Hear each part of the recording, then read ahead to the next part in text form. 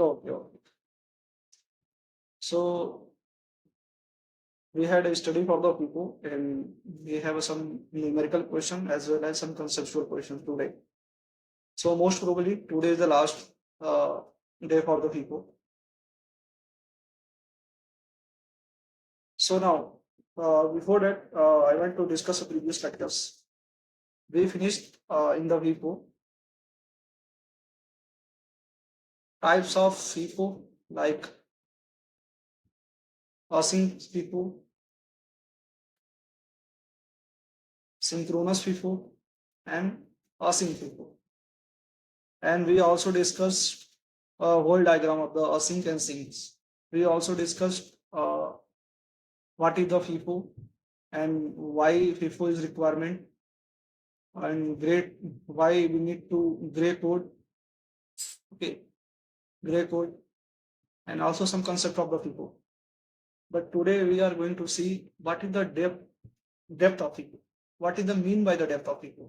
Why we need for depth of the FIFO? So today we are going to discuss depth of FIFO. Depth of FIFO.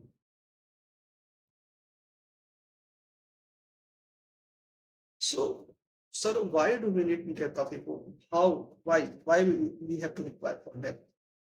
So suppose and where we need to FIFO. First, I will discuss where we need to FIFO because in previous lecture we also discussed about the synchronizer, some synchronizer. So, sir, where we need to FIFO and where should we require for the synchronizer? So, suppose here I'll take one example for you guys. How you decided like in which module we have to choose FIFO and where we can choose a synchronizer. So, suppose this is your module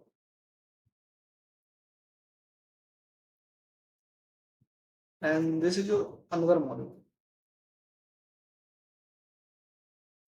Okay. So, if this module, suppose this module is X, module X, and this module is Y. Okay, suppose this module we have as the high frequency, working at the high frequency, and this module work at the low frequency. So, if you want to transfer the data from the high frequency to the low frequency, then we have to require for the why we will discuss in the later slide. Okay, if you want to transfer the data from the high frequency to the low, then between these two modules, we require the FIFO for preventing the data loss. Okay, for preventing the data loss between two modules. So we require FIFO if you want to transfer the data from the high frequency to low. But in case if you want to transfer the data between low frequency then high frequency to high frequency, then in this case we require the synchronizer. But if you want to transfer the data from the low frequency to the high frequency, in this case we have to require synchronizer. This is also same things. Everyone we want to prevent the data loss from the one module to other module.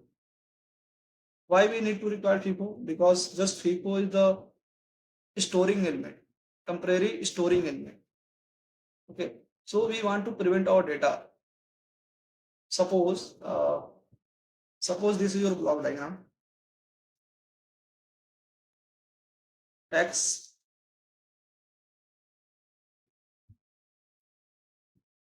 this is your block diagram X, and this is your Y, and this block diagram has a high frequency, and this at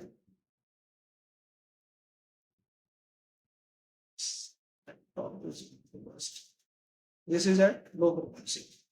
Just one minute.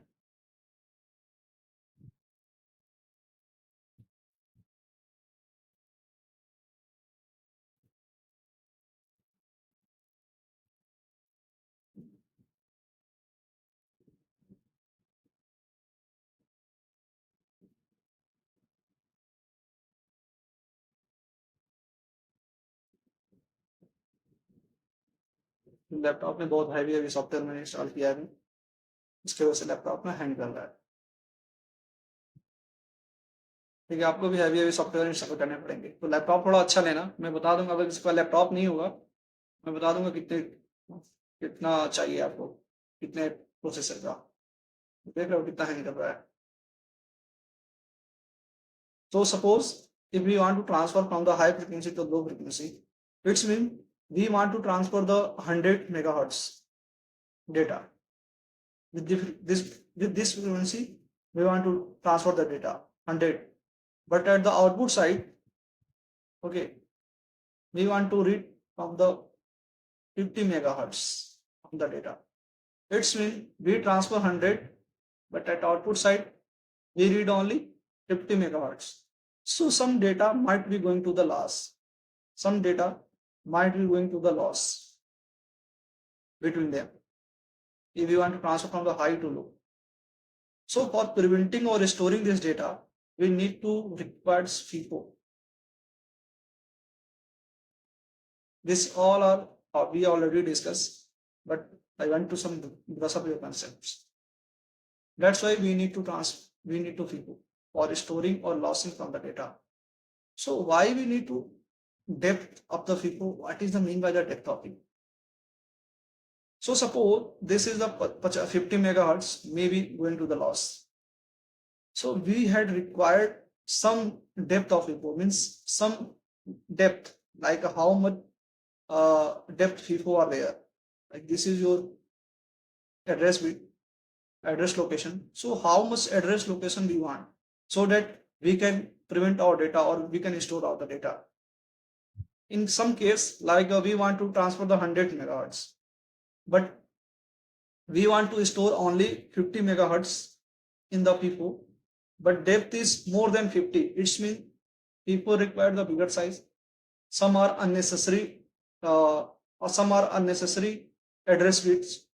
So we don't want the unnecessary also, because if we FIFO size is extra, it means our chip size or circuit size be going to the big area. So for PPA, we don't want a large area. So, and also like if we want to transfer 50 megahertz and we want to store the 50 megahertz data inside the FIFO, but FIFO depth is only 30.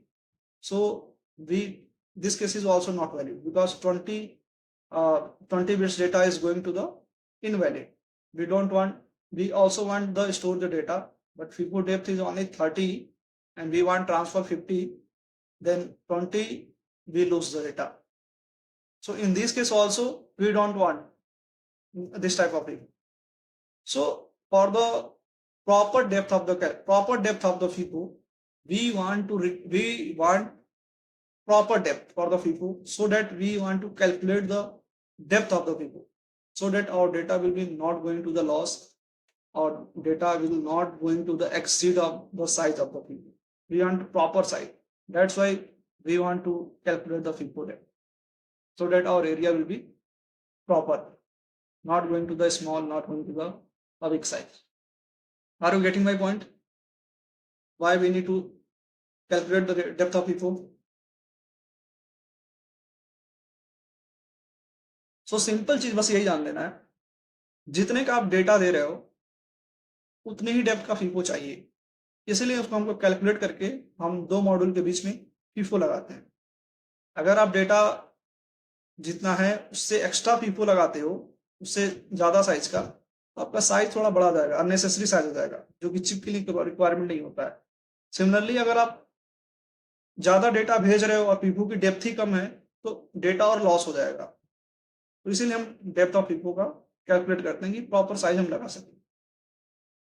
ठीक है, and then how we can calculate the FIFO depth? So there are various methods where we can calculate the FIFO depth. So there are some cases for calculation of the FIFO depth. FIFO depth calculation.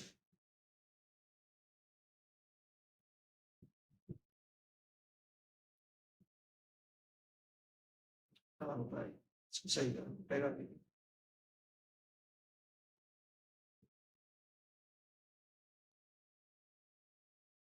So इसमें कुछ points आपको notes करने हैं, like there are some cases are required in calculating the depth of the people.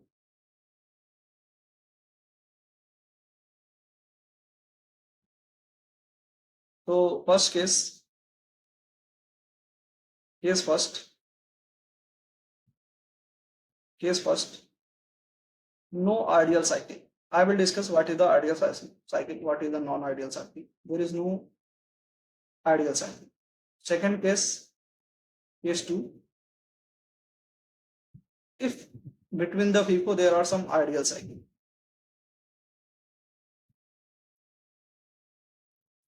Okay. And another case, another case like where with the some frequencies or some extra bit, some time margin are required also. With ideal cycle, there are some time period also. Time period also. These three cases we are going to study. So first we are going to see what is the ideal cycle. So for the one first case, between no ideal cycle, between two people there are no ideal cycle. What is the mean by ideal cycle? Let us discuss. Suppose there are one people. Okay, there are one people between the two model, and we want to transfer the data from high to low. So suppose this is your clock, high frequency or low. So this is your first cycle, here to here. This is your first cycle. Similarly, second, similarly third. So between this cycle, we don't want any extra things. It means there is no ideal cycle. No ideal cycle. It means we don't want to any cycle between them. We don't want to any delay. We don't want to any time period extra between them. So suppose for understanding by the questions, suppose first questions. Suppose your right frequency, FW means right frequency in the FIFO is 100 megahertz. Remember guys, this is the most important thing during the question. You need to understand what is the rate frequency, what is the right frequency. So first case, if your right frequency is 100 megahertz, okay, and your read frequency is 50 megahertz. It's mean you want to transfer high frequency to the low frequency, then definitely we require some figures. But how much depth we have to calculate. And also in the questions, they given for 100 bytes. We have to calculate FIFO depth for the 100 bytes. Okay, 100 bytes is also called burst size. Burst size. Burst size or burst length. Whatever you want. Burst length. Okay. In this question, this parameter are given. Read frequency, write frequency, there are in which byte we have to calculate the FIFO depth. So they ask like how much FIFO depth are required. FIFO depth are required for 100 bytes of data.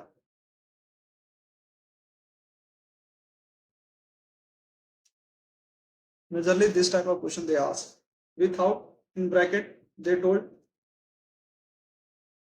without no ideal delay.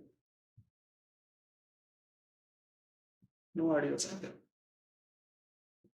Then how we can calculate the data? So first thing, before going to start the questions, remember some points are you need to remember. Like you should remember this one. How much right frequency and how much read frequency.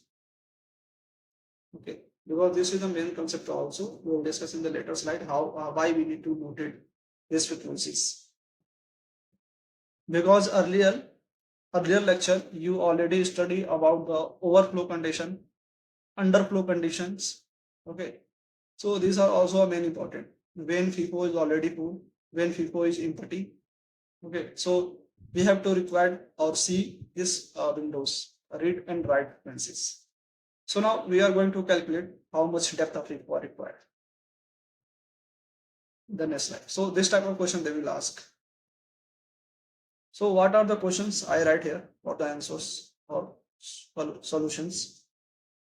So the rate frequency is how much? 100 megahertz. And what is the in this cycle we want to calculate at 100 bytes without any idle rate. And write frequency is 50 megahertz. Okay. So for calculating the depth of echo, so this is 100 megahertz for writing. So if I want to say like in one clock cycle, this is a 400. So I want to calculate from the one clock cycle. So how much time taken? So how much time for one clock cycle? How much time taken for write data into the video for one? So how much? Like this is 100. So for one clock cycle, what is the time period? We already know f is inversely proportional to t or t is inversely proportional to f. So for one clock cycle, how much it is? 100 megahertz. So what is the value of 100 megahertz? We want to calculate in the nanoseconds. Okay. So megahertz means how much power? Anyone? How much power? Megahertz. Okay. Positive or negative? Negative.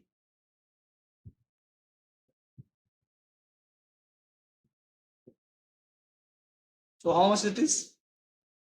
1 into 10 to the power minus 8 nanosecond. Otherwise, you can also say 10 into, sorry, not nanosecond, 10 into 10 nanosecond. Or directly you can say 10 nanosecond or one clock cycle. Are you getting how we can convert 1 into 10 to the power 8 from 10 nanosecond? Just multiply by 10 and divide by 10. And 10 to the power 9 is the 1 nanosecond. So this is for the one clock cycle. For one clock cycle, how much time will take in for the write? So for 100 bytes clock cycle, how much time we require? So for 100 bytes, how much required? Simple, just multiply them. How much it is? 1000. So for write the data, we have to require 100,000 nanosecond for 100 bytes of data. Now, just keep this as it is. And for read, similarly, we have to uh, calculate the read data from side also. Like this data we have to read. So similarly, your write frequency is the 50 megahertz. So for one one time period, how much time taken for the read? So time taken for the read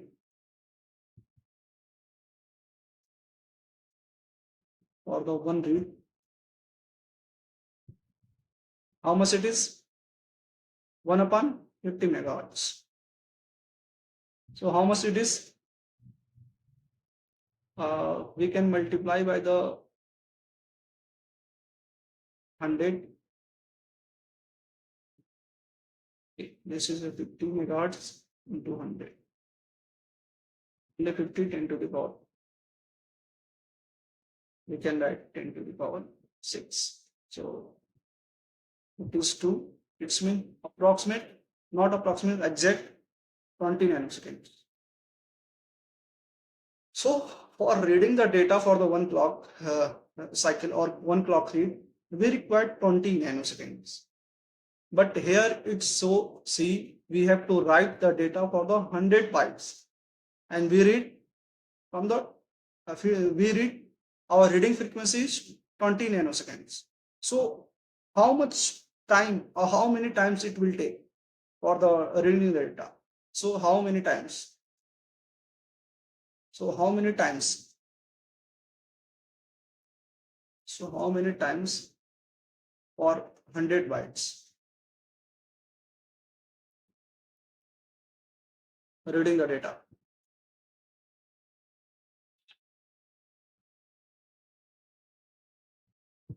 So similarly, 100 by it's mean 100 by 20, it's mean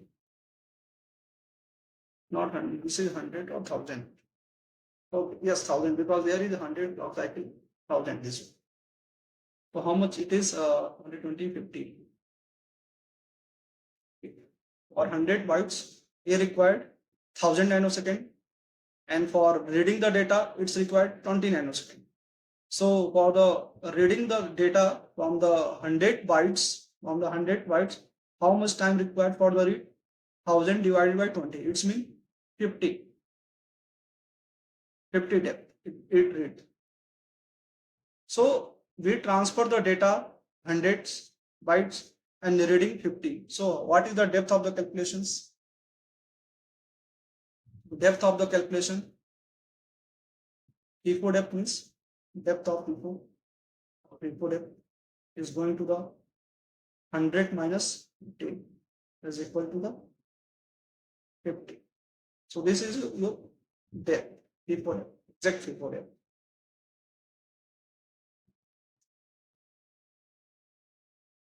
Okay, let me summarize it again.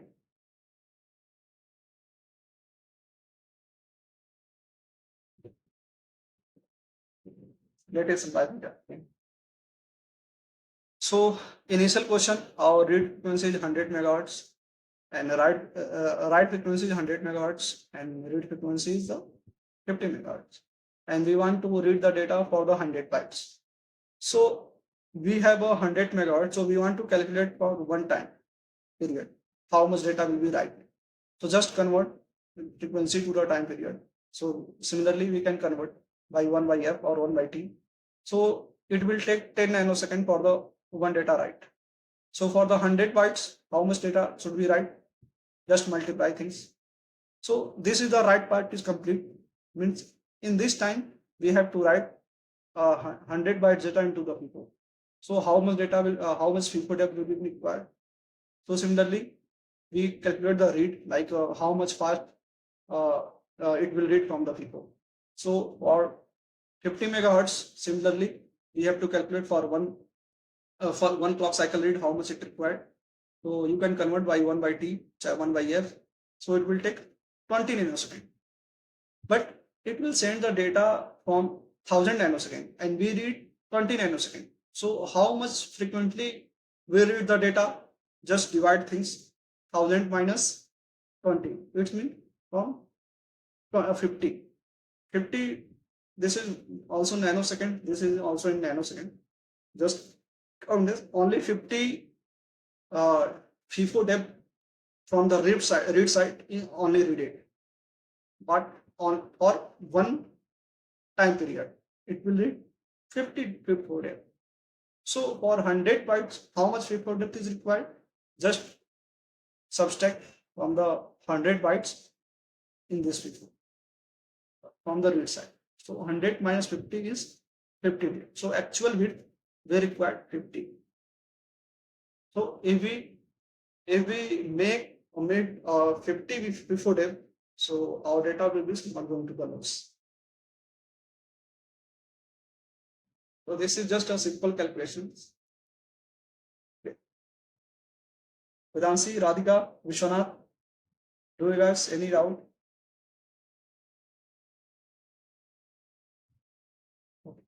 Okay, I am going to take another example on the base of this no ideal cycle. Then I hope you will more agree.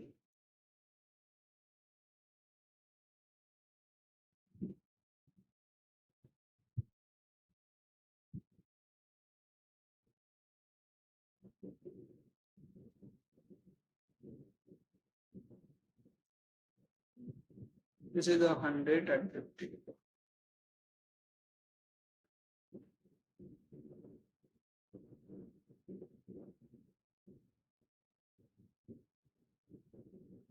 So if I take another example, so sometimes this 100 bytes will also use as the bus size. Okay. Maybe this will also use as the bus size. In the question, here you can see this 100 bytes also write as the bus size or bus length. So no worry, this is the bytes only. So for similar example, if I questions 2, if I take similar read frequency, write frequency is 100 megahertz. So here I write bus size. Okay, bus size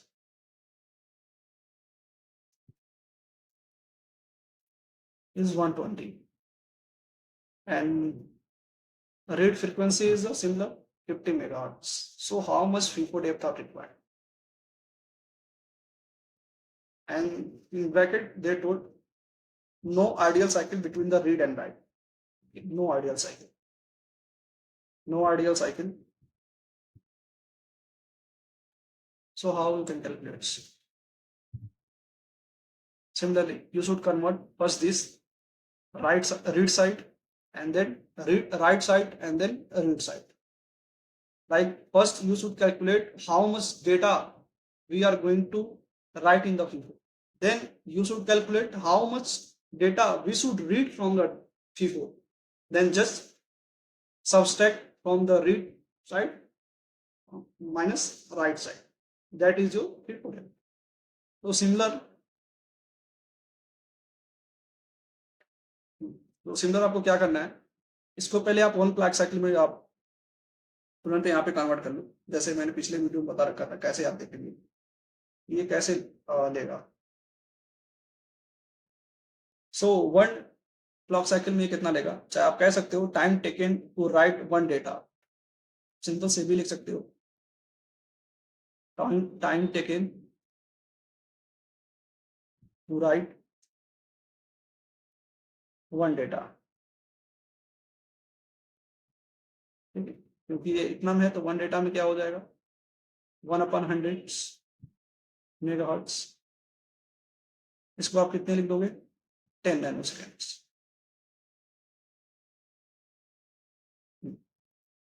similarly then burst size कितना हो जाएगा time taken to write a burst. Similarly burst के लिए हम कितना bit size है basically हमारा, तो time taken for bit size और time taken for the burst size. तो सिमिलरली क्या है सेम उसी तरह कैलकुलेशन है.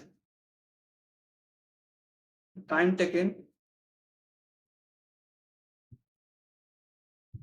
टेकन टू राइट, ये सब अभी राइट का ऑपरेशन चल रहा है जो कि हम राइट करना चाहते हैं फीफो.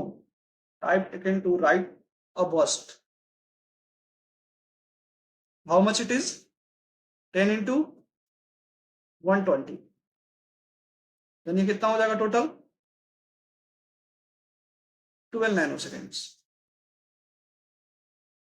अब तो ये आपने राइट कर दिया, time taken to write the burst, write a burst और बाइट साइकिल इतना तो आप राइट करना है. अब रीड करने के लिए कैलकुलेट कर लेते हैं फिर यहां से. सो रीड करने के लिए क्या होगा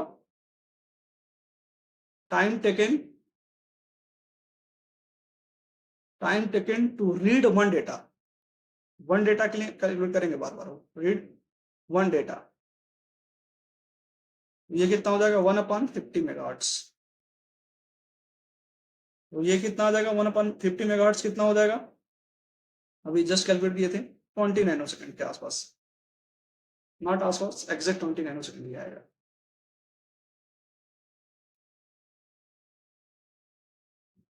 okay, then number of data item that can be read. So कितना डेटा आइटम रीड कर सकता है. आपने बस साइज का राइट कितना कर दिया है 1200 नैनो सेकेंड एंड रीड कर रहा है 20। तो एक्चुअल कितना रीड कर सकता है, हाउ मच रीड कर सकता है? तो एक मैं लिख दूं ऐसे ही, रीड कितना कर सकता है, it's mean number of data item, जो भी हमारा डेटा है, नंबर ऑफ डेटा आइटम्स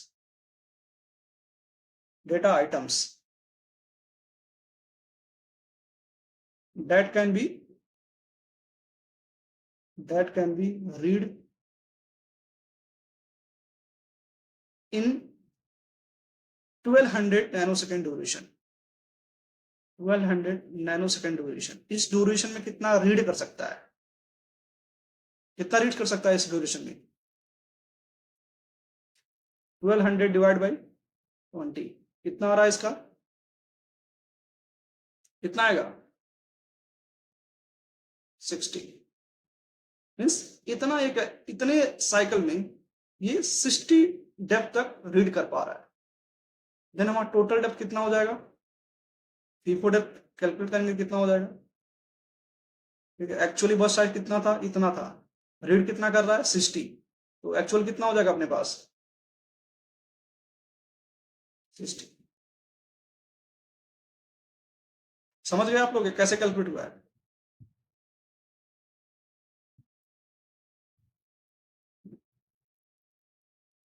ये अभी था जब इसके बीच में कोई आइडियल साइकिल नहीं था, इसके बाद आइडियल साइकिल हो सकता है। But remember, okay, remember one things, before going to start the calculation you should know about how much write frequency is there and how much read frequency is there. Okay, I'll take one other example so that you can fully confirm. And कोई पूछ दे कि minimum bast gap कितना होगा, ठीक है, minimum bast gap कितना होना चाहिए, कितना मिनिमम बस्ट गैप होना चाहिए कि आप कैलकुलेट कर लो कितने नैनो सेकेंड तक। तो जिस सिंपल से क्या करना है आपको, ये 60 आया है और रीड जितना हो रहा है मल्टीप्लाई कर देना है। ठीक है, आगे क्वेश्चन वेट कर लेंगे इसको।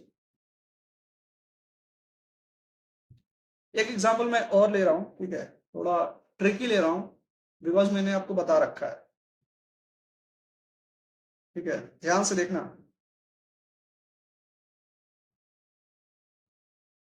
अभी का इसके पहले वाला एग्जांपल क्या था, यहाँ पे मैं लिख रहा हूं, हमारा जो राइट था वो 100 था एंड जो रीड था वो 50 था। इट्स मीन क्या हो रहा था, जो भी हमारा ये फीफो था, जो भी हमारा टू मॉड्यूल्स था, इसमें हम राइट कर रहे थे 100 मेगाहर्ट्ज पे एंड रीड कर रहे थे 50 मेगाहर्ट्ज पे। तो ऐसा है ना कि आप 100 पे राइट कर रहे हो और 50 पे रीड कर रहे हो, तो कुछ तो डेटा ऐसा होगा जो रीड नहीं कर पाएगा। उसको स्टोर करने के लिए हम कितने डेप्थ का फीफो लगा रहे थे वो अभी हम कैलकुलेट कर लेंगे। जब हम 100 से ट्रांसफर कर रहे थे और हम रीड सिर्फ 50 से कर रहे थे, स्पीड सिर्फ 50 से स्पीड कर रहे हैं। कोई स्टूडेंट है कि आगे 100 स्पीड से डेटा को राइट कर रहा है, राइट करने का देखो स्पीड ज्यादा है 100, अब रीड कर रहे हो आप थोड़े कम से, तो ऐसा हो सकता है कि कुछ डेटा आप रीड ना कर पाओ। उसी के लिए हम फीफो का डेप्थ लगाए हैं कि जो भी डेटा लॉस हो रहा है यहाँ पे टेम्परेरी स्टोर होता है।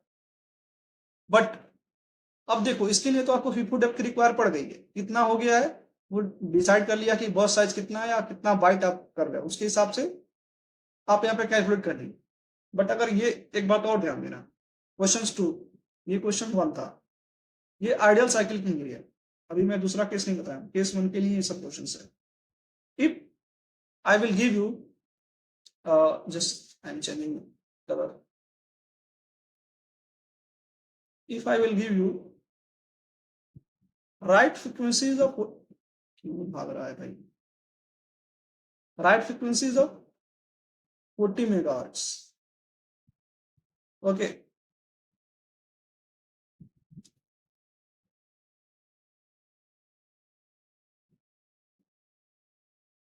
देखो मेरे लैपटॉप के लिए भी लग रहा है डेप्थ रिक्वायरमेंट है, फीफो डेप्थ, ये डेटा को टेम्परेरी स्टोर नहीं कर पा रहा है, कैलकुलेट करना पड़ेगा इसको कितना चाहिए। देख रहे हो लॉस कैसे हो रहा है। हाँ नया नहीं लूंगा देखूंगा इसका डेप्थ कितना रिक्वायरमेंट है कि ताकि हमारा स्टोरेज कर पाए। ये अभी स्टोर कर भी नहीं पा रहा है मेरा, क्योंकि फीफो ये भी पड़ रहा है। कोई नहीं, देखते हैं इसमें कितना डेप्थ चाहिए इनको। ये क्वेश्चन अच्छा है, ध्यान से देखना आप लोग, कंसेप्चुअल है। अगर हम अपना राइट करते हैं 40 मेगाहर्ट्ज से और रीड करते हैं, कितने से रीड करते हैं, 80 मेगाहर्ट्ज से, ठीक है। बस साइज भी आपको दिया हुआ है, ठीक है। बस साइज मतलब कितना डेटा आपको, data bytes read and right करने हैं वो भी दिया हुआ है। बस साइज भी दिया हुआ है आपको 120, ठीक है। और लिख भी दिया जाएगा नोट में या ब्रैकेट में, और नो आर्टिकल डी साइकिल। तो बताओ कि कितना, कोई कैलकुलेट करे जरा, कितना हमको डेप्थ चाहिए पीपो के लिए, और कोई कैलकुलेट करे।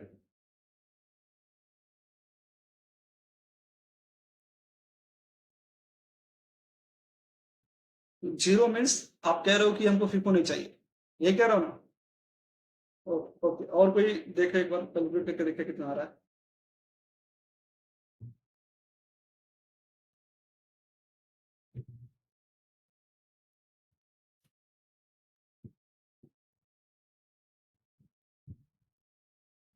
ये थोड़ा ट्रिकी है, चलो मैं बता रहा हूँ, ठीक है। आप लोग टाइम लगाओगे थोड़ा। देखो क्या है, अभी आपका क्या हो रहा है, ध्यान से देखना इधर। इसके पहले क्वेश्चन में क्या था, आप 100 से राइट कर रहे थे और जो रीड कर रहा था उसका स्पीड स्लो था, तो डेटा का लॉस यहाँ पे हो रहा था। बट अभी क्या है इस क्वेश्चन में, ध्यान से देखो, अभी क्वेश्चन मैंने थोड़ा चेंज कर दिया है। अभी क्या है ना, आप राइट धीरे कर रहे हो लेकिन रीड फास्ट कर रहे हो। ध्यान से सुनो, ये है आपका मॉड्यूल्स, ठीक है। यहाँ पे पीपो चाहिए, अब चाहिए कि नहीं चाहिए देखते हैं। आप जो राइट कर रहे हो ना डेटा, वो 40 की स्पीड से कर रहे हो, और जो रीड कर रहे हो 80 की स्पीड से कर रहे हो, ठीक है। इट्स मीन आप 40 की स्पीड से राइट कर रहे हो डेटा इसमें, ठीक है, और इससे हाई स्पीड से आप कर रहे हो। इट्स मीन जो भी आप कर रहे हो ना, पूरा का पूरा आपका डेटा क्या हो रहा है, रीड हो जा रहा है आपकी स्पीड से। देन आपको यहाँ पे डायरेक्ट बता देना है ना कि कितना साइज चाहिए, कितना फीफो डेप्थ चाहिए, क्योंकि डेप्थ कभी तभी होगा जब आपको पता चलेगा कि हाँ इतना डेटा स्टोर कर रहा है, यहाँ पे डेटा रुक रहा है, स्टोर उसके स्टोर करने के लिए हमको फीफो की रिक्वायरमेंट होगी। बट यहाँ पे क्या है, ये देखो कंटेंट, बस साइज में तुम देखो एक और समझ लो, बस साइज मीन्स होता क्या है। ये डेटा क्या होता है ना, 1 बाई 1 जाता है, 1 बाई 1 जाता है, कंटिन्यूसली नहीं जाता है। रिमेंबर, कोई पूछेगा बस साइज का मीनिंग क्या है, तो हम डेटा को कंटिन्यूसली नहीं डालते हैं, थोड़ा सिक्वेंसली जाते हैं। जब मैं फीफो बताया था स्टार्टिंग में, तभी भी एक कंसेप्ट बताया था, बट अभी भी यहाँ पे रिवाइज करा रहा हूँ कि हम डेटा जो भी ट्रांसफर करते हैं कंटिन्यूसली नहीं करते हैं, ठीक है, सिक्वेंसली कहते हैं, 1 बाई 1 करते हैं। अगर कंटिन्यूसली करें तो क्या होगा सर, कंटिन्यूसली करोगे तो आपको पता ही नहीं चलेगा ना डेटा लॉस हो रहा है कि नहीं हो रहा है, ठीक है। और फीफो कितना डेप्थ रिक्वायरमेंट होगा ये भी नहीं पता चलेगा, क्योंकि कंटिन्यूसली लॉस डेटा को आप रीड और राइट कर रहे हो तो पता नहीं चलता है। इसलिए 1 बाई 1 करके यहाँ पे किया जाता है, यहाँ पता चले कि कब हमारा फीफो फुल हो रहा है, कब हमारा फीफो इम्पटी हो रहा है। तो देखो, अगर क्या है कि आपने 1 भेजा, फटाक से रीड कर लिया, अगला भेजा फटाक से रीड कर लिया, अगला भेजा फटाक से रीड कर लिया, फास्ट है। तो क्या है, एक भेज रहे हो तो एक भेजने के लिए आपको ना एक डेप्थ का तो चाहिए ही कम से कम, एक डेप्थ का, ताकि अगला भेज रहे तो अगला स्टोर यहाँ पे हो जाए फिर रीड कर जाए, अगला भेज रहे हैं तो अगला स्टोर हो रहा है फिर रीड कर जाए, ठीक। ये मानता हूँ फ्रीक्वेंसी इसकी हाई है, जल्दी से रीड कर लेगा, बट ये फास्ट रीड करेगा, ठीक है। तो कम से कम एक बिट का तो चाहिए ही चाहिए फी को, ताकि स्टोर करे अगला रीड कर ले। Are you getting my point. Then अगर फ्रीक्वेंसी आपकी हाई हो रीड करने की, और राइट करने की फ्रीक्वेंसी कम हो, तो ऑलवेज आपको कैलकुलेशन करने की नीड नहीं है, डायरेक्ट बोल देना कि एक डेप्थ का कैलकुलेशन, एक डेप्थ का फीको चाहिए, 1 डेप्थ का फीको चाहिए, जीरो नहीं 1 डेप्थ का फीको चाहिए। समझ में आया आपको।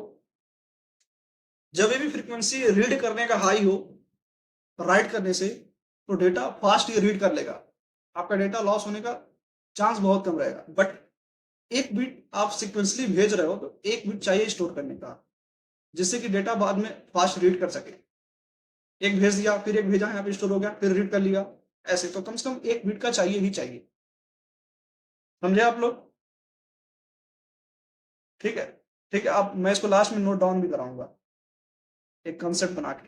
तो ये सब याद रखना, जब भी आपको क्वेश्चन दिया जाए तो सबसे क्वेश्चन सॉल्व करने से पहले आपको ये देखना है कि राइट फ्रीक्वेंसी कितना है, रीड फ्रीक्वेंसी क्या है। ये वाला केस हो गया जब हमारा राइट हाई था और रीड कम था। ये वाला हो गया जब राइट कम है और रीड ज्यादा है। बट आप ये भी तो कह सकते हो ना कि सर जब दोनों इक्वल हो तो क्या करेंगे? बिल्कुल क्वेश्चन बन सकता है कि अगर दोनों इक्वल हो जाए तो क्या होगा। देन थर्ड क्वेश्चन देखो क्या है। अगर सपोज इन केस अगर दोनों की फ्रीक्वेंसी सेम हो गई तो सपोज जो आपकी रीड की फ्रीक्वेंसी है, सपोज ये भी 50 मेगाहर्ट्ज है, ठीक है, और जो राइट की फ्रीक्वेंसी है आपकी वो भी 50 मेगाहर्ट्ज है। इस केस में आप जरा सोचो कितना रिक्वायरमेंट होगा। ठीक है, बस साइज वगैरह दिया रहेगा, उससे टेंशन नहीं लेना है। अगर बस साइज भी मैं ऐसे मान के चल जाऊं, मैंने 100 दे दिया है, कुछ भी दे सकता है, 100 दे दिया है, नो आइडियल साइकिल। ठीक है, फिर से बोल रहा हूँ, नो आइडियल साइकिल। तो सोचो कितना रिक्वायरमेंट होगा फिर होगा। कोई सोचो, बताओ, देखो क्या क्या आपको लग रहा है।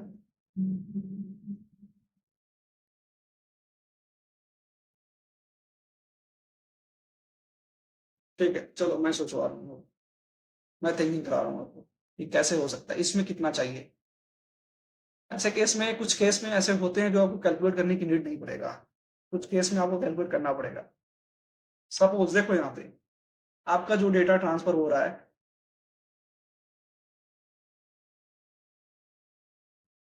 ठीक है, जो भी आपका फीको है यहाँ पे, फीको दो मॉड्यूल्स हैं, दो यार, जो आपके दो मॉड्यूल्स हैं, ठीक है, यहाँ पे फीको कितना चाहिए डिस्कस करते हैं।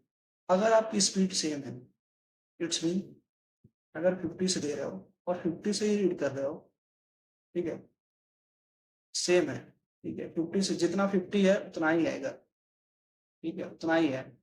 50 इधर भी है तो 50 इधर भी है, रीड एंड राइट। तो अगर इसको भेज रहे हो तो फटाक से पहला वाला रीड कर लेगा, फिर इसको भेज रहे हो तो अगला वाला रीड कर लेगा, इसको भेज रहे हो तो अगला वाला रीड कर लेगा।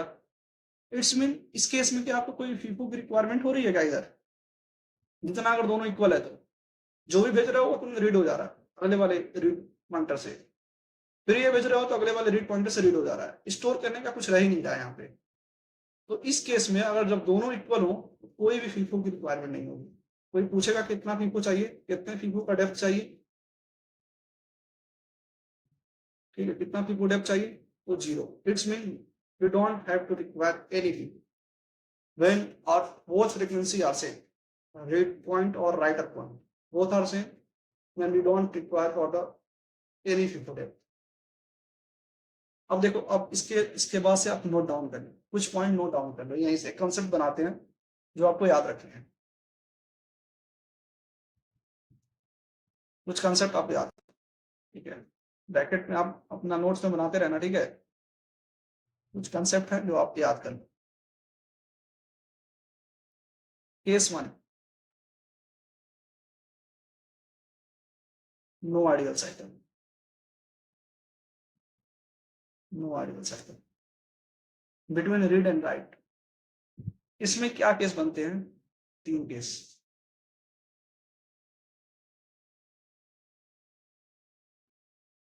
अगर जो भी हमारा राइट फ्रीक्वेंसी है वो ज्यादा रहे रीड फ्रीक्वेंसी से, then we have to calculate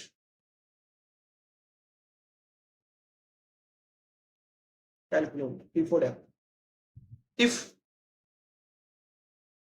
जो भी हमारा राइट फ्रीक्वेंसी है लेस देन है रीड फ्रीक्वेंसी से, देन आपको कैलकुलेट करने की नीड है क्या?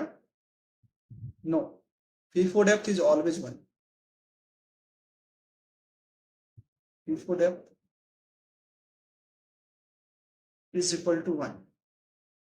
अदर केस में अगर हो सकता है कि दोनों फ्रीक्वेंसी अगर आपके सेम हो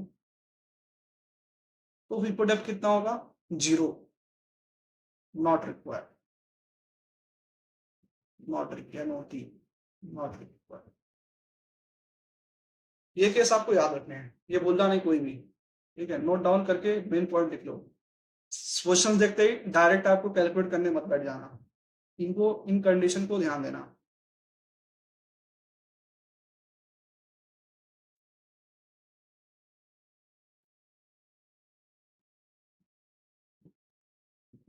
इनको बॉक्स में बना के बंद कर लो।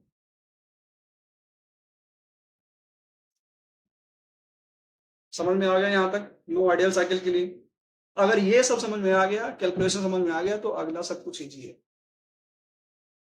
चलो अब बात कर लेते हैं अगर आइडियल साइकिल रहता है तो, और आइडियल साइकिल रहता है तो मीनिंग उसका है क्या सर, आप वो बता दो। यहाँ तक सबको समझ में आया? कोई डाउट है? जो स्टूडेंट एमटेक कर रहे हैं उनको पूछ रहा हूँ, कोई डाउट है? वेदांशी, राधिका, ओके, ठीक है। चलो अगला डिस्कस करते हैं अपना। अगर उसके बीच में कोई आइडियल साइकिल रहता है तो उसमें क्या होता है अगर आइडियल साइकिल रहता है? Case to,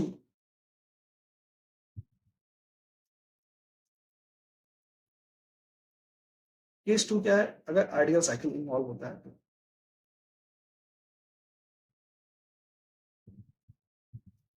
ideal cycle between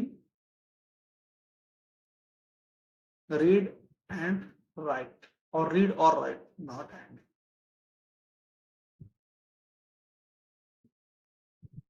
इस केस में क्वेश्चंस कैसे बनते हैं आप ये देखो, और उसको टैकल कैसे करते हैं वो भी देखो। अगर पहला केस समझ में आ गया तो ये इजी है, इसको फेज भी कहते हैं। देखो क्वेश्चंस कैसे इसमें बन सकते हैं, कैसे आ सकते हैं आपके लिए। बोल देगा questions one, similarly similar question उठाता हूं। अगर आपका राइट फ्रीक्वेंसी जो है वो 100 मेगाहर्ट्ज है, ओके, और कितना बस साइज है या बाइट्स कितना है, 100 बस साइज है,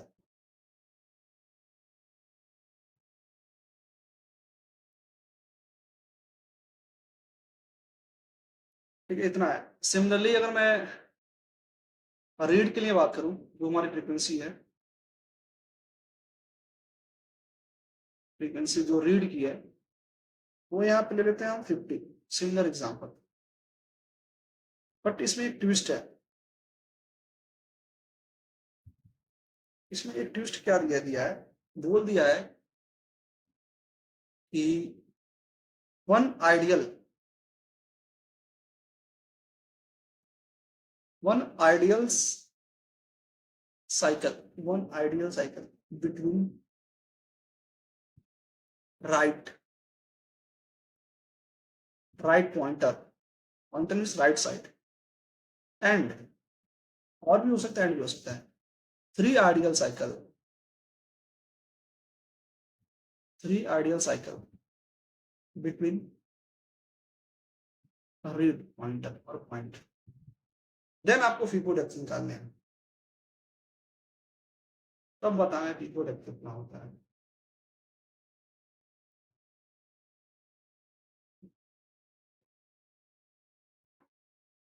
तो सबसे पहले मीनिंग आपको जानना है कि ये सर क्या मीनिंग बता रहे हैं आप, one ideal cycle between the read and three ideal cycle between the read and one between the right, क्या है ये? जस्ट एग्जांपल है, इसके बीच में कितना भी दे सकता है। तो देखो इसके कहने का मतलब क्या है, what do you mean by this things, this lines. Suppose it told like one ideal cycle between the read right, between the right, it's mean suppose this is your cycle,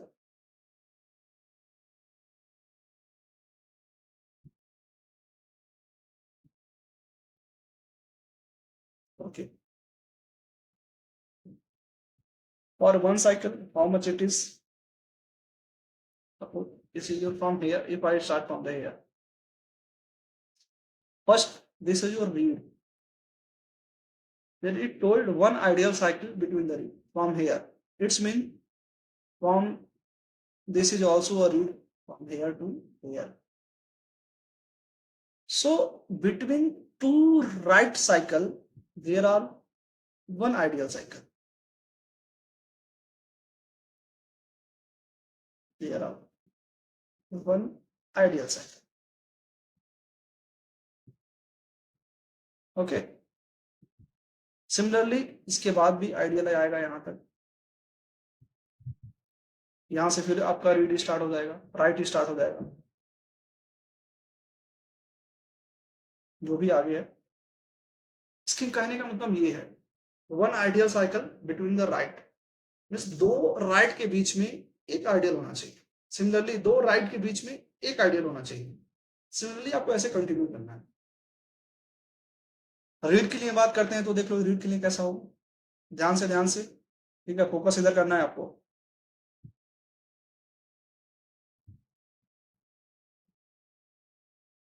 ध्यान से, थोड़ा बड़ा बनाता हूं क्योंकि 3 चाहिए तो।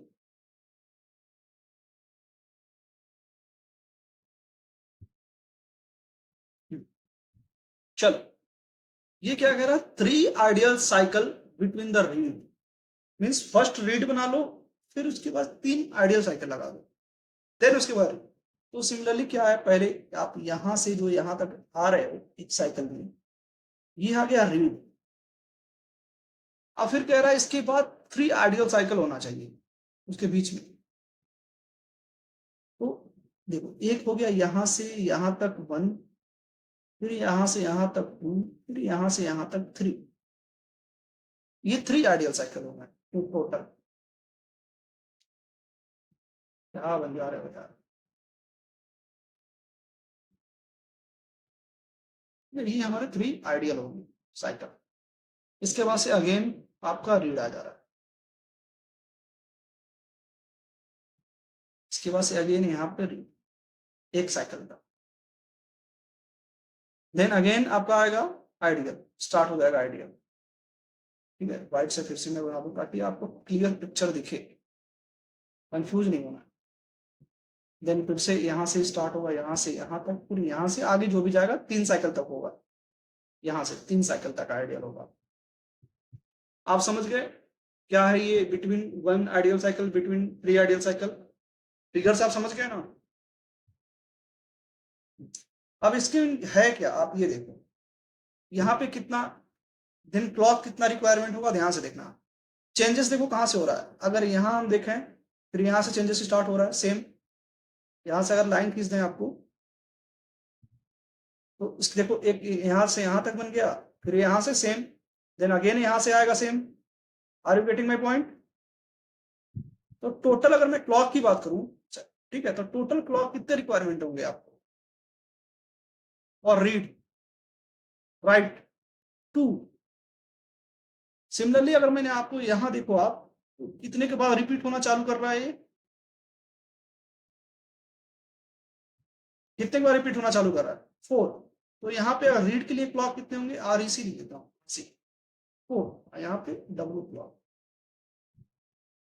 देन आपको ये नीड पड़ेगा, ऐसे निकालने पड़ेंगे आगे आपको। सिमिलरली फिगर बना के आप चेक कर लेना, मैं फिगर बना के आपको समझाया हूँ बट आप डायरेक्ट समझ लेना। अगर 1 दिखा रहा है तो ये 2 के बाद रिपीट होगा, 3 कंटिन्यूस है तो हमेशा 4 के बाद ही रिपीट होगा। बस समझने के लिए मैं आपको ये बता दूं, आप डायरेक्ट भी कर सकते थे। देन आप सर कैलकुलेट कैसे करेंगे, now come to the questions. अब देखो अब क्या हो गया, जो भी हमारा क्वेश्चन था उसमें हमारा कितना था, जो राइट का फ्रीक्वेंसी था 100 मेगाहर्ट्ज था। इसके साथ हमारी जो भी राइट का क्लॉक कितना था 2, इधर बना लेते हैं, जो भी हमारा रीड का फ्रीक्वेंसी था वो 50 मेगाहर्ट्ज। इसके साथ जो भी हमारा नॉट फॉर राइट और रीड, जो भी हमारा रीड का क्लॉक था वो कितना था 4। इन दोनों इसका बस साइज कितना दे दिया था, बस साइज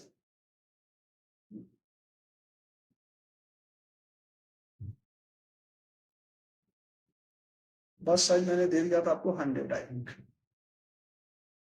अब देखो अब आइडियल हट गया ना, क्योंकि आपने यहाँ पे कैलकुलेट कर लिया है। अब सिमिलर कैलकुलेशन उसी की तरह चाहिए, सेम सेम, और 1 राइट और 1 राइट साइकिल कितना होगा, अगर कन्वर्ट करते हैं टाइम पीरियड कितना होगा, for one right time taken कितना होगा, 1 बाई कितना है ये, 100 मेगाहर्ट्ज। बट कितना क्लॉक आ रहा है, 2 डिफरेंट क्लॉक आ रहा है, तो मल्टीप्लाई कैसे होगा, 2 से, ये मेगाहर्ट्ज। देन आपका ये कितना बन जाएगा, ठीक है, अभी जस्ट मैं प्रीवियस कैलकुलेट कराया हूं, ये कितना बन जाएगा आपका, एनीवन, ये टोटल कितना होता है जो अभी पहले कैलकुलेट किया हुआ, ये होता था 20,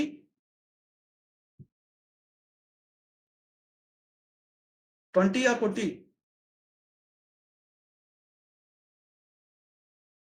20 और 40,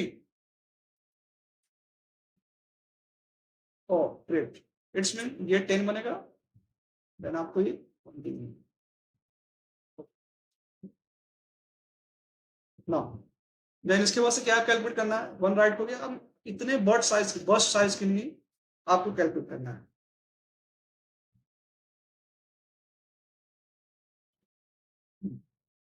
देन आपको इतने बाइट्स के लिए चाहते 100 बर्ड साइज के लिए कितना टाइम पीरियड चाहिए, कितना टाइम पीरियड होगा, time period for right 20 into 100 कितना हो जाएगा ये, 2000 nano second, because this is in nano seconds, this 20, ये तो राइट का हो गया कंप्लीट हमारा। सिमिलरली अगर रीड का हम देखें, वन रीड में कितना टाइम चाहिए,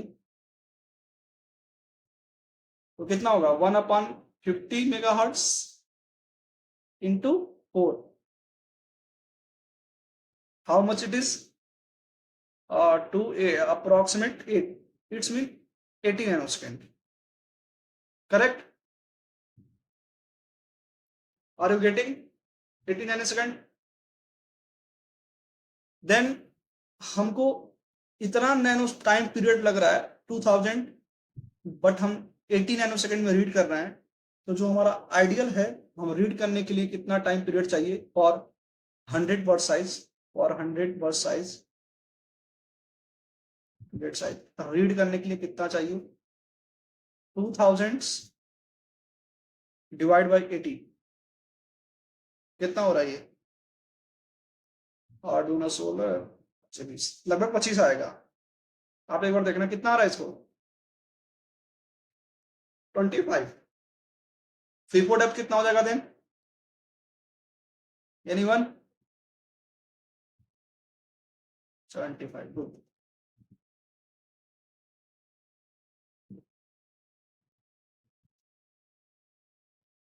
अगर बिटवीन आइडियल क्लॉक साइकिल दिया रहेगा तब कैलकुलेट कर लोगे आप,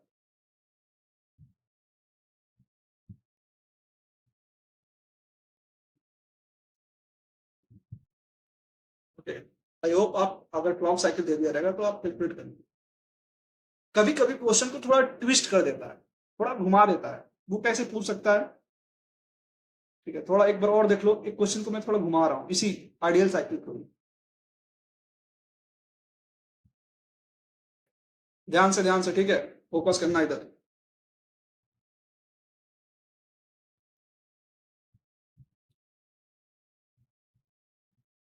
ध्यान से देखिएगा, थोड़ा सा मैं ट्विस्ट करता हूँ इस क्वेश्चन को, कभी कभी क्वेश्चन ऐसे पूछ लेते हैं। सिमिलरली अगर मैं थर्ड क्वेश्चन लूँ, सेम केस 2 के लिए ही ले रहा हूँ, क्वेश्चन 2, अगर आपको दे दिया जाएगा जो भी आपका राइट फ्रिक्वेंसी है वो दे दिया गया है 40 मेगाहर्ट्ज पे, ऐसे में ले रहा हूँ कैलकुलेशन 40 मेगाहर्ट्ज पे,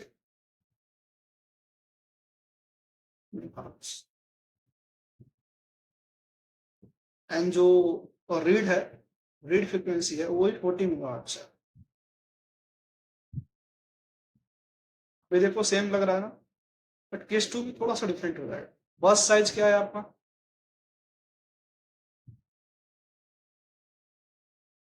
बस साइज क्या है आपका, लगभग 150 मान लेते हैं, बट अगर इतना ही क्वेश्चन दे दें तो बताओ फीफो डेप्थ कितना होगा? 0। We don't require any FIFO depth. But अगर मैं फेज डिफरेंस दे दूं, it's mean some clock cycle दे दूं, अगर बोल दिया जाएगा कि अगर duty cycle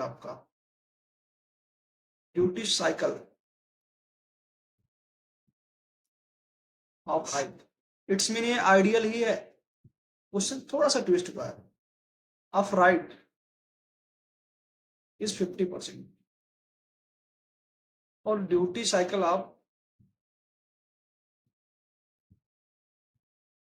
read is 25%। Then बताना है आपको फीफो डेप्थ कितना होगा। अब देखो, अब यहाँ पे आप नहीं कह सकते कि नॉट रिक्वायर्ड, क्योंकि यहाँ पे ना ड्यूटी साइकिल भी आ गया। ड्यूटी साइकिल इट्स मीन जो भी हम डेटा राइट कर रहे हैं ना, सिक्वेंसली जो भी राइट कर रहे हैं फीफो में, ठीक है, वन मॉडल से अनदर मॉडल के बीच में, तो जो भी हमारा डेटा उसमें कुछ फेज डिफरेंस है, इट्स मीन कुछ डिले है। फेज डिफरेंस में डिले है कुछ। मान लो अगर हम राइट कर रहे हैं तो दूसरा डेटा राइट करने में ना कुछ टाइम लग रहा है, तो उसके लिए फीफो चाहिए ही चाहिए उसको स्टोर करने के लिए। Are you getting? भले आपका क्लॉक फ्रीक्वेंसी सेम क्यों ना होगा, उसके बीच में कुछ डिले आ गया है, इट्स मीन कुछ ड्यूटी साइकिल का डिले आ गया है। उस केस में अगर फ्रीक्वेंसी सेम रहता है ना आपको, तो समझ लो आपको चाहिए। इसका मीनिंग यही होता है, बताता हूँ इसका मीनिंग क्या है। अभी मैं बताया हूँ नो आइडियल साइकिल बिटवीन और आइडियल साइकिल, इसका मीनिंग यही है। अब सॉल्यूशन देखो इसका, कैसे सॉल्यूशन करेंगे। अगर ऐसे दे दिया, ऐसे ऐसे में आपको फीफो डेप्थ कैलकुलेट करना पड़ेगा, क्योंकि फेज डिफरेंस है, इट्स मीन डिले है। So you have to calculate the FIFO depth. Don't say not required और जी। देखो 50% ड्यूटी साइकिल मतलब क्या है? 50% means half and 25% means 1/4। It's mean 1/4, 1/2 और 1/4 मीन्स बिटवीन रीड। चलो इधर लिखते हैं, between write there are one ideal cycle. It's mean अगर ये हो रहा है तो यहां से यहां तक रीड है, राइट है, उसके बीच में वन रीड है। 1/2 50% क्लॉक साइकिल मीन्स क्या? 50% के बाद से ही हमारा रिपीटिशन होना चालू हो रहा है। Are you getting?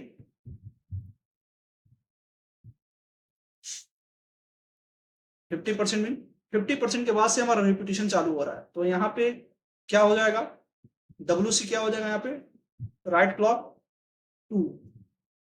सिमिलरली अगर राइट के लिए मैं बात करूं तो 1/4 मीन्स फोर्थ के बाद से हमारा रिपीटिशन चालू हो रहा है। अभी मैं बताया ना आइडियल क्लॉक साइकिल है इसके मीन्स।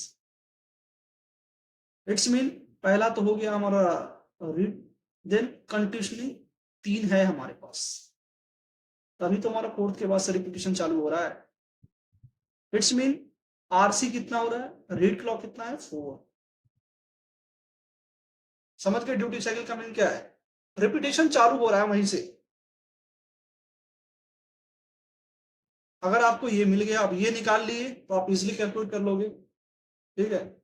ये जो ये दो एक्स्ट्रा पॉइंट थे उनको देख के घबराना नहीं। जितना परसेंट दिया है आप उसका निकाल लो, कहां से रिपीटेशन चालू हो रहा है, WC एंड RC निकाल के बस मल्टीप्लाई कर देना है, तो आपका क्वेश्चन बिल्कुल इजी बन गया। कुछ नहीं करना है। अब बेसिक क्या है, डायरेक्ट आप कैलकुलेट कर लोगे, तुरंत निकाल लोगे आप। राइट, वन राइट में कितना है, ठीक है, बता दो सर। 1/40 मेगाहर्ट्ज इंटू 2, निकाल लोगे,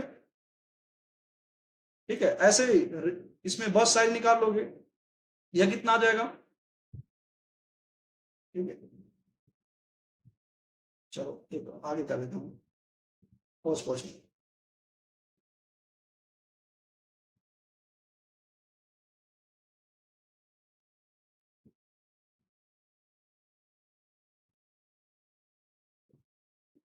इसमें आप और पॉसिबल करते हैं, थोड़ा सा एक स्लाइड ही बढ़ा लेते हैं यार, क्लियर समझिए, सर को समझिए। ठीक है, अब नाउ क्वेश्चन थोड़ा चेंज हो गया। अब क्या हो गया था हमारा, ठीक है, हम क्योंकि WC और RC निकाल लिए थे तो क्वेश्चन हमारा इजी बन गया, उसी क्वेश्चन को बस आगे बढ़ाया। अब हमारा क्या था, ये था 40, सिमिलरली हमारा रीड था 40, बस साइज कितना था, बस साइज कितना था आपका 150।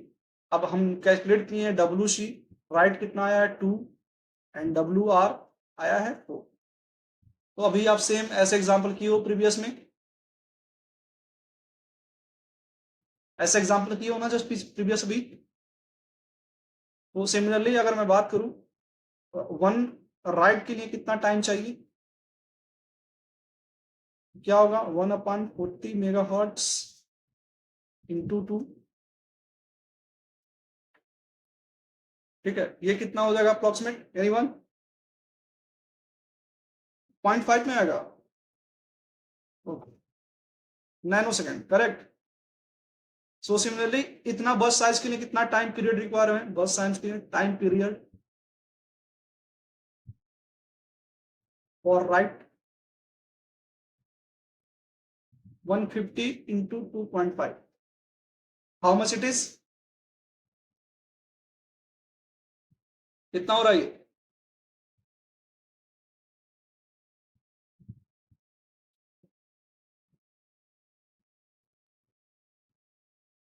कैलकुलेटर है आपके पास, 5 नैनो नहीं,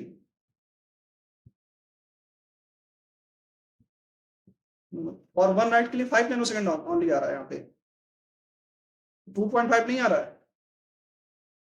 ओके चलो कोई नहीं, 5। तो सिमिलरली यहाँ पे कितना हो जाएगा आपका, कितना हो जाएगा 750। देन ये रीड का हो गया, राइट का हो गया खत्म। सिमिलरली अगर हम वन रीड के लिए टाइम पीरियड निकालें कितना होगा, सब ये क्वेश्चन सेम है, कुछ करना नहीं है, 1/40 इंटू 4, ये कितना आ रहा है 10।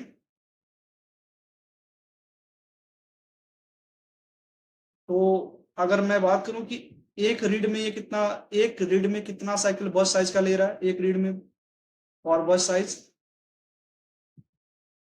तो कितना होगा 750/10, how much it is 75। FIFO depth कितना हो जाएगा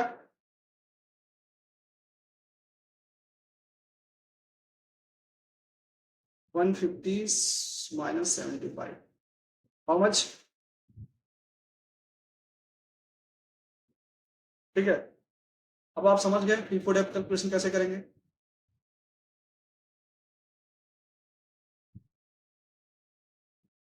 आप इस लेक्चर को दोबारा भी देखना है, ठीक है। आई आई डोंट थिंक टेट वाले को जरूरत पड़ेगा, उनको क्लियर आइडिया हो गया हो। वेदांशी, रात का, Vishwanath, do you have guys any doubt, ठीक है, हाँ जी,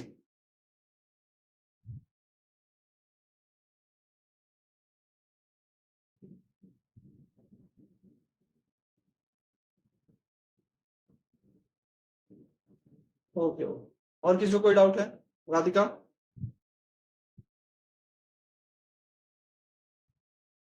ओके। देखो क्या है, ड्यूटी साइकिल का मीन्स ऑन एंड ऑफ होता है, correct, you are correct. But FIFO में क्या था ना, ड्यूटी साइकिल का मीनिंग ये है कि अभी प्रोटेक्शन कहाँ से चालू हो रहा है। आप जब इसका मीनिंग पढ़ोगे ना, ड्यूटी साइकिल का मीनिंग क्या आता है, ऑफ, आप यही पढ़ोगे of upon of plus on, ये भी होता है ये ऑफ, और on upon of plus on, okay. But ये ठीक है, ये क्लॉक के लिए डिफरेंट है नवाब में, but in FIFO for duty cycle means these are different things. It's mean in from where our clock is going to the repeated. Are you getting? Yes, it is not the same duty cycle than a log or clock counter. The FIFO, it's mean from where it will go into the repeat. It's mean between them there are some ideal cycle, but sometimes they will ask this type of questions like a duty cycle. They involve duty cycle. So generally people think our duty cycle it's mean on upon total on and off. So no, this is not in the FIFO because FIFO is not going to the on and off or sometimes.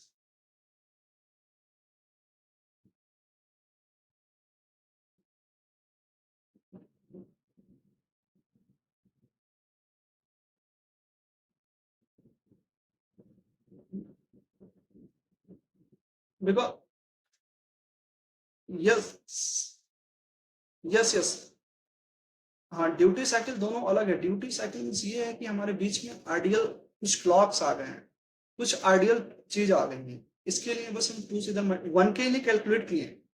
Calculate हमको one time के लिए करना, one right time के लिए करना। Because मैं आपसे बताया था कि जो भी फीफॉर्म होता है ना वो सिक्वेंसली होता है। ठीक है, तो हम एक के लिए कैलकुलेट करके बाकी के लिए मल्टीप्लाई कर देंगे। एक की नहीं बस कैलकुलेट करेंगे, इसलिए मैंने एक का कैलकुलेट किया। जितने भी क्लॉक आइडियली हो रहे हैं वो भी इंक्लूड करके इसमें। हम्म, हाँ हाँ हाँ। हम्म, हम्म,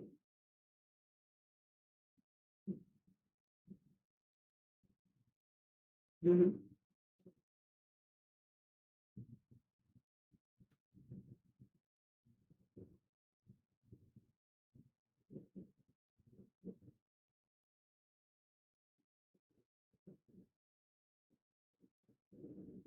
ये हम आइडियल साइकिल मान के चलते हैं।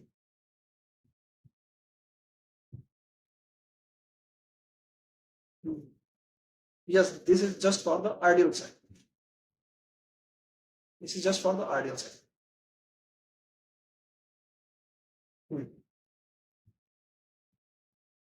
Rest of the clock is ideal clock. Yes yes. ठीक है, तो Vidanshi, I think Vidanshi, maybe examiner will ask why the different questions, like a different writing method. They are also write duty cycles, or just they will give duty cycles in half of the clock period this time, or they will also ask between the read and write there are some ideal cycles. Okay, so don't worry about this. Just convert between the ideal cycles. Hmm. Yes, yes.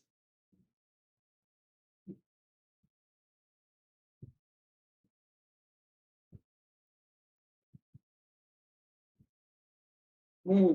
Hmm. Hmm. Yes, yes. Okay. Yes. Because okay. Okay. Okay. Okay. We are going to understand by the diagram.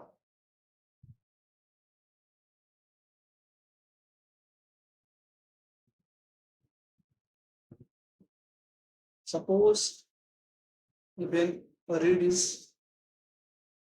high, ठीक है, too much high, then write. So this is your feedback. I don't know how much depth is required. This is your block tomorrow. So we want to write the data sequence. Okay, but here is too much. Like if write is 100 and read is 100 and write is 50, it means there are 50 pointer, total 50 pointer. And here read pointer how much? 100 and so on, 100 times. So sometimes what happened? There are multiple read pointer. So sometimes this first data should be read from this first one. And when going to the second data, okay, So maybe it read from the another one, another one, because it may be also going to the increment things. Okay, after pulling the people, it's maybe going to the increment things, and then maybe this right pointer from down 98 or 38 or 58, maybe another right data will also read the data from the right pointer. So from reading this data, we have to require something. Just we have to write this data to the people. So for this one, just this data is going to store, and according to the pointer, we'll have to read the data, because there are a lot of pointer. It means there are more than pointer to the read one. So maybe 98, 98th right pointer or 58th right pointer. I don't know. We don't know which right pointer is going to the read. That's why we require one people to store the data. Are you getting?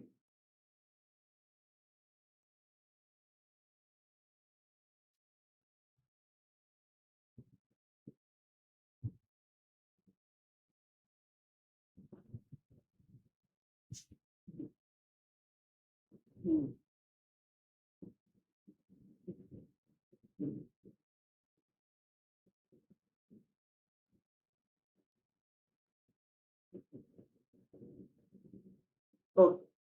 Okay, okay, okay, okay. Get it here. So जब हम data one transfer करते हैं, कोई भी data, ये data respectively clock के respectively हम transfer करते हैं. ओके, तो there are multiple write pointer.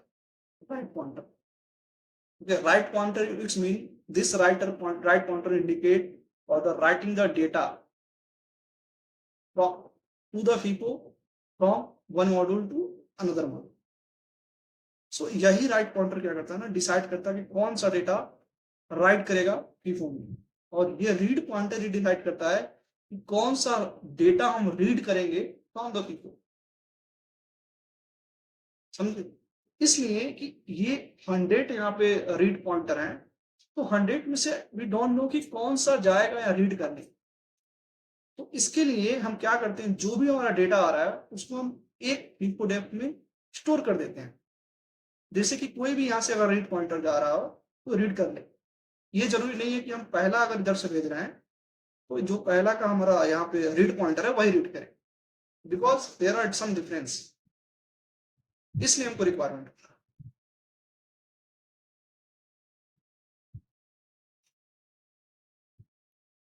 नहीं, नहीं, वन वन बाय वन.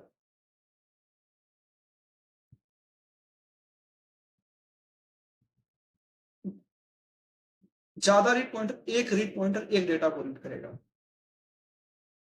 ऐसा नहीं है कि एक मल्टीपल होगा, ऐसा नहीं. आप समझी? हाँ.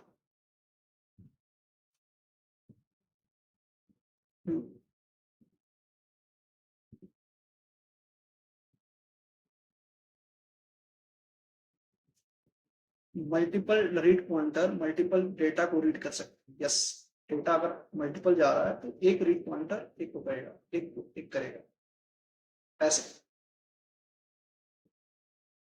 Yes, yes. एंड सिमिलरली अगर सेम है तो दोनों तरफ सेम है, एक जाएगा तो एक कर लेगा, कोई दिक्कत नहीं, एक जाएगा तो एक कर लेगा, बिकॉज दोनों सेम है, कोई स्टोर करने की नीड ही नहीं पड़ेगा.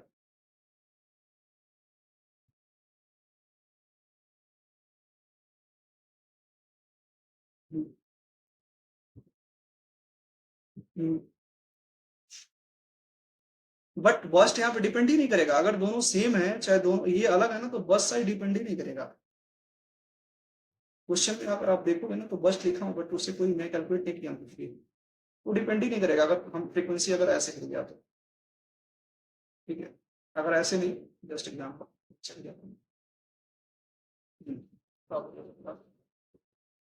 यहाँ पे देखो बस साइज भी मैंने लिखा रखा है 100, बट अगर ऐसे फ्रीक्वेंसी तो बस डिपेंड ही नहीं करेगा. सिमिलरली अपर वाले में देखो आप, बट्स कुछ ना कुछ था यहाँ पे, बस 120, बट अगर ये है तो बस साइज कोई इफेक्ट नहीं पड़ रहा, डायरेक्ट हम बोल देंगे बने वहाँ पे नहीं.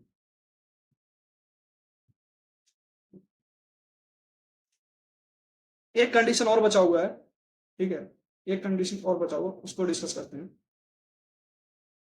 अभी नहीं करेंगे, थोड़ा मैं भी खाना वाना कर खा लूँ। आप भी खा लो, तो शाम में डिस्कस करते हैं। ठीक है, रुको मैं रिकॉर्डिंग थोड़ा बंद करता हूँ, फिर मॉक इंटरव्यू पे मैं कोई डिस्कस करना चाहता हूँ, जो बच्चों का मॉक इंटरव्यू है आज।